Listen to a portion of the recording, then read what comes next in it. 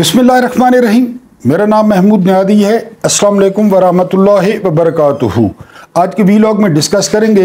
मेरे कई मोहतरम व्यूअर्स को शायद अजीब लगे या बुरा भी लगे, लेकिन जहाँ पे मौलाना फजलुर रहमान का क्रेडिट बनता है, मैं कोई उनका जो है वो मुद्दा नहीं हूँ। आप मेरे ख्यालात से अच्छी तरह वाकिफ़ हैं, लेकिन इन तरमीम में क्या कुछ हासिल नहीं किया गया और जो वो बात कर रहे हैं मौलाना कि इसका डंक निकाला गया है, तो वाकई इसमें कोई शक नहीं है कि इसका डंक निकाला गया है। पहली बात तो ये है कि आप अपने दिलों पे हाथ रख के ये सवाल अपने आप से कर सकते हैं कि आया ये तरमीम अवाम के लिए थी, ये लोगों के लिए थी? अगर लोगों के लिए थी तो दरवाजे बंद न किए जाते, गैलरियां खाली न कराई जाती, लोगों को न उठाया जाता।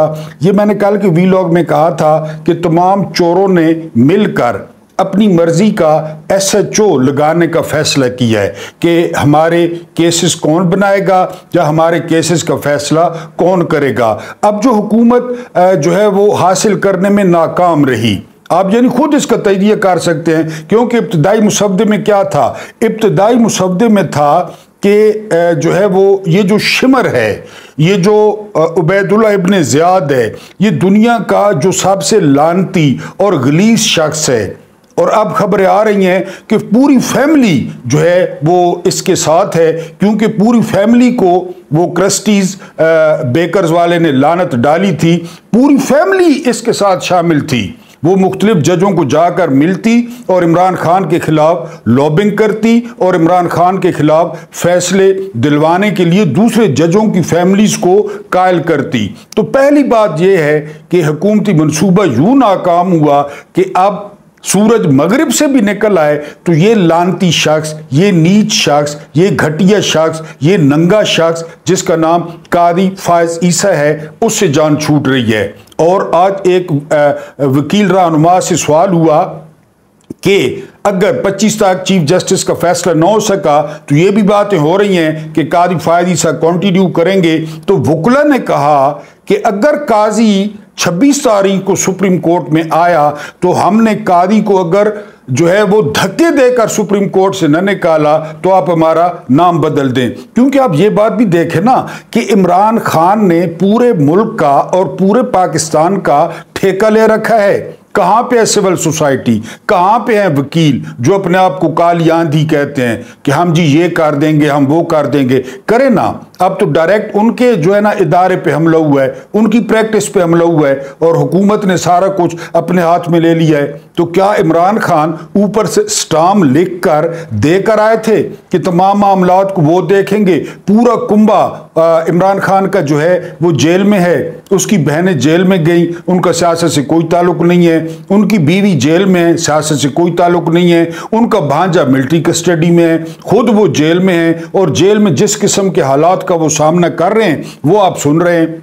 आज फिर क्या किया हिंदा की हुकूमत ने? पंजाब की जो हिंदा हुकूमत है उन्होंने पाबंदी में मजीद तोसी कर दी कि मुलाकातों पर जो है वो पाबंदी है। इन लानतियों को और इन काफरों को इतना तरस नहीं आ रहा कि इमरान खान के पीछे ये जो बाकी कैदी इतने ज्यादा हजारों में बंद हैं, उनका क्या कसूर है? उन पे भी पाबंदियां लगा दी कि उनको भी घर वाले और प्यारे नहीं मिल सकते। आप इनका जो है ना वो माइंडसेट चेक करें। तो बहरहाल पहली बात यह है कि कोई भी जज आ जाए, कोई भी जज आ जाए, वो कादी फायज ईसा जितना नंगा, कादी फायज ईसा जितना घटिया, कादी फायज ईसा जितना बेशरम वो नहीं हो सकता। और इतना चाबी वाला खिलौना जो है, जो बंदा पेंट पहनता है ना, वो चाबी वाला खिलौना इतना नहीं बनेगा जितना कादी फायज ईसा बना है और कादी फायज ईसा ने जितने नुकसान पहुंचाए हैं। तो पहली मैं आपको अचीवमेंट बता दूं कि जी वो कादी फायज ईसा वो 25 तारीख को कूड़ेदान का, गटर का, कमोड का वो हिस्सा बनने जा रहा है। ये पहली अचीवमेंट है। दूसरी अचीवमेंट आईनी अदालत, सुप्रीम कोर्ट के ऊपर एक अदालत, और वो फाइनल होगी कि सुप्रीम कोर्ट जो भी फैसला करे ना उसको ऊपर आप ले जाएंगे आईनी अदालत में और आईनी अदालत के फैसले को कोई चैलेंज नहीं कर सकेगा। वो आईनी अदालत भी नहीं बनी। और आईनी अदालत का क्या मकसद था? आईनी अदालत का मकसद ये था कि उसका चीफ जस्टिस होगा कादी फायज ईसा, और उसके साथ जो उसके यार गार हैं, जो उसके टाउट हैं, जो उसके चमचे हैं बकौल हामिद खान, उनको साथ बिठा दिया जाएगा। सुप्रीम कोर्ट का क्या फायदा होता? नीचे मंसूर अली शाह अगर चीफ जस्टिस भी होते तो उसका क्या फायदा होता? नीचे अतर मिनल्ला या जो है ना वो आयशा मलिक, ये लोग क्या कर सकते? ये जो फैसले देते वो आईनी अदालत में ले जाते, आईनी अदालत उसको उड़ा देती, तो आईनी अदालत भी नहीं बनी। यानी ये जो दिन वो खींचे गए हैं, असल मुसद्दा अगर आप पढ़ लें तो आपके रोंगटे खड़े हो जाएं कि ये मुल्क के साथ करने क्या जा रहे थे। लेकिन बहुत कुछ जो है वो अचीव किया गया है। इसमें आप मौलाना को लाजमी क्रेडिट दें, 70% मौलाना को क्रेडिट दें, और अगर मंसूर अली शाह का नोटिफिकेशन हो जाता है ना, फिर आप 90% क्रेडिट जो है वो मौलाना को दें। हाँ, ये मैंने आपको बताया वो स्टेटस को के बंदे हैं, वो इमरान खान के साथ इजी फील नहीं करते, वो स्टेटस को के साथ इजी फील करते हैं, वो उनके पुराने यार हैं, स्टेब्लिशमेंट से उनकी पुरानी यारी है, तकरीरें वो करते हैं। बहरहाल उन्होंने पीटीआई के साथ जो मुलाकातें की, जो उन्होंने पीटीआई के साथ कमिटमेंट्स की, उसको काफी हद तक उन्होंने पूरा किया। अब अगली जो सबसे खतरनाक जो है ना, जो नवाज शरीफ ने जो है ना वो पैरों का जोर लगाया, सर से लेकर जरदारी ने, इसके अलावा बिलावल ने, इन सब ने पूरा जोर लगाया, और वो थी मिलिट्री कोर्ट्स। आप दिल पे हाथ रख के बताएं कि मिलिट्री कोर्ट्स किसके लिए थी? सिर्फ इमरान खान के लिए? अभी यानी कल तरमीम जो है ना वो पास हुई हैं, और जिस तरह पास हुई हैं आपको पता है, तो सबसे पहला काम क्या होता? सबसे पहला काम ये होता कि इमरान खान को मिलिट्री कस्टडी में दे दिया जाता। अभी तो फिर भी कोई उम्मीद बकाया है ना कि जी इमरान खान से कल मुलाकात हो जाएगी, परसों हो जाएगी। कब तक पाबंदी रहेगी दूसरे कैदियों पे भी? मिलिट्री कस्टडी में आप देखें हसन न्यादी का कोई अता पता नहीं है, इमरान खान के भांजे हैं। यही हाल इमरान खान को होता तो फिर हमने क्या कर लेना था? पहले हमने क्या कर लिया है? अगर हम कुछ करने के काबिल होते तो बात यहां तक पहुंचती ना कि मेरे समेत हर कोई घर बैठा है कि जी इमरान नहीं करना है, जो कुछ करना है अल्लाह के बाद इमरान नहीं करना है, इमरान ही ट्रैक पे जो है ना वो डालना है मुल्क को। हर कोई इमरान पे तकिया करके बैठा है। और मिलिट्री जो न सिर्फ मिलिट्री कोर्ट्स थी, इसके अलावा चीफ ऑफ आर्मी स्टाफ को आईनी कवर देना था कि 2/3 अक्सरियत से मुद्दत बढ़ाएं, और अगर उनको हटाना हो या उनकी मुद्दत कम करनी हो तो 2/3 अक्सरियत जो है ना वो फिर जरूरत होगी। वो मामला भी नहीं आया, उम्र बढ़ाने का मामला नहीं आया। तो बहरहाल ये क्रेडिट्स हैं, ये क्रेडिट्स पीटीआई की क़यादत को भी जाते हैं, उन्होंने भी मामलात को खींचा। ये क्रेडिट मौलाना फजल रहमान को भी जाते हैं। दूसरे जो है वो आप अगर धीरे, क्योंकि जितनी फस्तायत है, जितना जुल्म है, कल किसी को स्ट्रेचर पे वोट लाने के लिए डालने के लिए लाया गया, किसी को व्हील चेयर पे, किसी को घसीट के, कईयों को सुना है वॉशरूम से निकाला है, वो भी उन्होंने नाड़ा भी नहीं बांधा था, लेकिन उनको निकाल के बाहर ले आए हैं कि आकर वोट डालें। क्योंकि इनकी क्या औकात है? आप समझते हैं ये शहबाज शरीफ ने कराई है, आप समझते हैं ये नवाज शरीफ ने कराई है, आप समझते हैं कि जी ये बिलावल ने कराई है, ये जिन्होंने कराई है। क्योंकि जब निगरान वजीर आजम का तकर्रुर करना था ना, तो राजा रियाज और नवाज शरीफ जो है वो बैठे थे, तो उस वक्त एक फौजी ने आकर नवाज शरीफ को पर्ची पकड़ाई, और नवाज शरीफ ने वो पर्ची खोली तो उस पर लिखा हुआ था अनवारुल हक काकड़। इनकी ये औकात है? इनको तो इक़्तिदार चाहिए, इनकी कोई इंटेग्रिटी है, इनकी कोई खुददारी है? यानी इनको तो इक़्तिदार चाहिए। अब नवाज शरीफ की टोटल औकात क्या निकली एंड पे? बेटी जो है ना वो तजर्बे कर रही है, बेटी हर जगह पे कब्रिस्तानों में, वॉशरूमों में तस्वीरें लगा रही है, वो खुश है कि बेटी वजीर आला बन गई है। यही इनकी कुल औकात है। कोई नजरिया, कोई असूल, कोई। तो आप जरा ठंडे दिमाग से, ठंडे दिल से सोचें तो जो पहला मुसद्दा था वो बहुत खतरनाक था। और एक बात आप मेरी नोट कर लें, मेरा वीलॉग ये संभाल के रख लें, ये आईनी तरमीम टिकेंगी नहीं।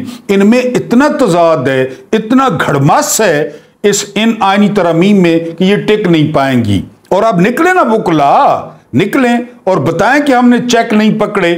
निकले हामिद खान, निकले सुप्रीम कोर्ट बार काउंसिल, निकले आबिद जुबैरी साहब, निकले रबिया बाजवा साहिबा, निकले फैसल सिद्दीकी साहब, और आए और करें घेराव सुप्रीम कोर्ट का, फिर हम देखते हैं इनको कौन रोकता है, इनको कौन बंद करता है। यही वो वकला थे जिन्होंने परवेज मुशर्रफ की सारी जो है ना हवा निकाली थी, सारी अकड़ निकाली थी।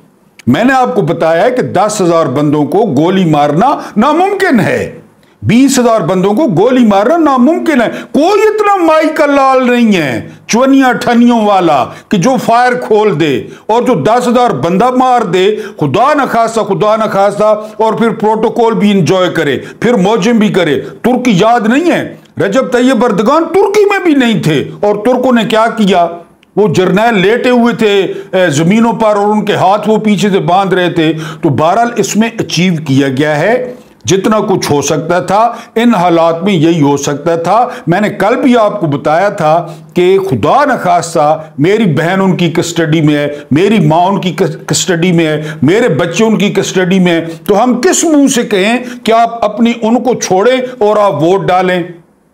ये नहीं हो सकता। ये मशरकी मुआशरा है और हम कमजोर लोग हैं, हमारे ईमान भी कमजोर हैं। हम बिलाल हबशी की तरह नहीं हैं कि जी वो चमड़ी उधड़ जाए और आहत। आप जैन कुरैशी को देखें, जैन कुरैशी के पास कम पैसे हैं, पहले वो गद्दी नशीन है, लेकिन आप देख लें, आप उसको मुबारक ज़ैब को देखें जिसने अपना भाई बेच दिया, भाई का खून बेच दिया। और अब चीनी एक्सपोर्ट की इजाजत दी गई है। ये क्यों दी गई है आज? क्योंकि चीनी माफिया ने पेमेंट की है। ये जितने जितने अरब दिए गए हैं उनको कहा करो एक्सपोर्ट। फिर यहां पे किल्लत, अभी पैसे बनाओ डॉलरों में, फिर जहां पे किल्लत होगी ना, यहां पे 250 और 300 की किलो हो जाएगी, फिर पैसे बनाना। लैंड माफिया को नवाजा जाएगा, लैंड माफिया ने पेमेंट की है, ड्रग डीलर ने पेमेंट की है, ड्रग डीलर ने। तुम्हारे ट्रक गुजारे जाएंगे, जिधर मर्जी है ले जाओ। उन्होंने ये खुद पेमेंटिंग करते हैं। क्या ख्याल है आपका? तो बहरहाल इस निज़ाम ने गिरना है, इन तरमीम ने वापस होना है, सीधी उंगली से हो उल्टी उंगली। अब तक जो कुछ इस जुल्म में, फस्तायत में और इमरान खान के अंदर होने के बावजूद जो कुछ हासिल किया गया है वो बहुत ज्यादा है। आपको इख्तलाफ है तो आप जरूर कमेंट्स में लिखें और मेरी रहनुमाई करें। अल्लाह पाक आपको आसानियां अता फरमाए, आसानियां बांटने की तौफीक अता फरमाए। रब्बे करीम आपके और मेरे मरहुमीन की मगफरत फरमाए, उनके साथ अदल का नहीं रहम का और एहसान का मामला फरमाए। मुझे बर्दाश्त करने का बहुत बहुत शुक्रिया।